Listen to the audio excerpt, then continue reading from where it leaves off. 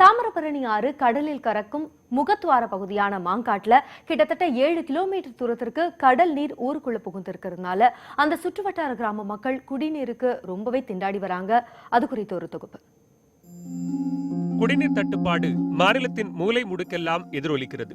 மிக செழிப்பான பகுதிகளில் ஒன்றான தாமிரபரணி பாயும் கன்னியாகுமரி மாவட்டம் கூட இந்த ஆண்டு குடிநீர் தட்டுப்பாட்டுக்கு ஆளாகி உள்ளது.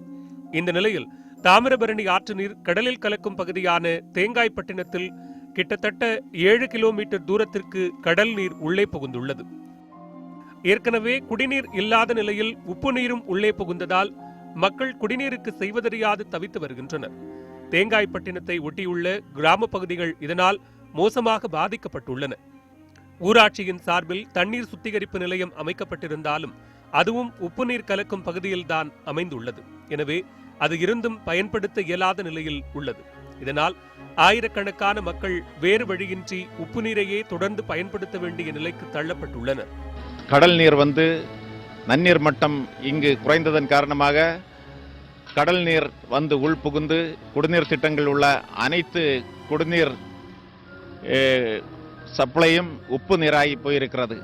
இதனால் இந்த பகுதியில் உள்ள கிணறு, ஆழ்குழாய் கிணறு, குடிநீர் திட்டங்கள் அனைத்தும் உப்பு நீராயிருக்கின்ற காரணத்தினால் மக்கள் பெரும் அவதிக்குள்ளாகிறார்கள்.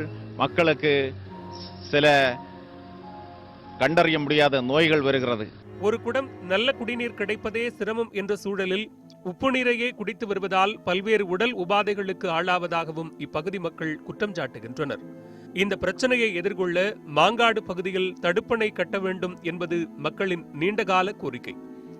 இதை செயல்படுத்துவது ஒன்றே இதற்கு நிரந்தர தீர்வு என்ற ஆலோசனையையும் இவர்கள் முன்வைக்கின்றனர். உப்பு தண்ணியானால ஒன்றிலையும் உபயோகிக்க முடியல. ஒரு 3 மாசத்துல தொட்டே உப்பு தண்ணி கொண்டதே இருக்குது. காரணம் நமக்கு தெரியாது. கடல் யாரும் ஒருமிச்சு கிடக்கும்னு சொல்லுங்க. அப்படி சொல்லுங்க. எங்களுக்கு மாட்டுக்கு தண்ணி கொடுக்க பாடில்லை. 5 மாடு நிக்கி ஆறுகளை வீட்டுல காட்டுதாரேன்.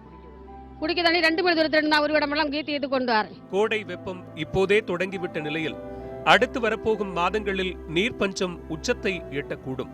எனவே அரசு இப்போதே விழித்துக் கொண்டு உரிய முன்னெச்சரிக்கை நடவடிக்கைகளை எடுத்தால் மக்களை இக்கட்டிலிருந்து மீட்கப்படுவார்கள்.